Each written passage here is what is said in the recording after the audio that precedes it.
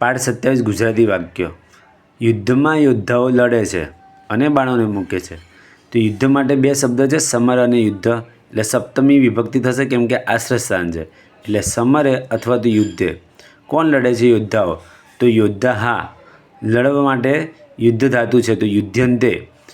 અને બાણોને મૂકે છે તો બાણાંચ મુંચ ધાતુ છે ઉભયપદી, તો મુંચનતે અથવા તો મુંચનતે.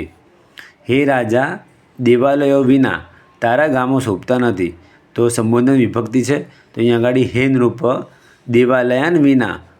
અહીં તારા જે છે તો અહીંયા ષષ્ઠી છે તો તવ આવશે. તવ ગ્રામા ન શોભંતે. હું પુષ્પો વડે શ્રી મહાવીરની પૂજા કરું છું. તો અહીંયા આગળ હું માટે અહમ છે, અસ્મત સર્વનામનું પહેલું અહમ. પુષ્પો વડે તો અહીંયા આગળ જેમ બાલનું આપણે તૃતીય બહુવચન કરીએ બાલય, તો અહીંયા આગળ પણ શું થશે? પુષ્પય. શ્રી મહાવીરની પૂજા કરું છું તો અહીંયા આગળ ષષ્ઠી નહીં થાય કેમ કે અહીંયા આગળ ક્રિયાપદ છે, કોઈ વસ્તુ નથી.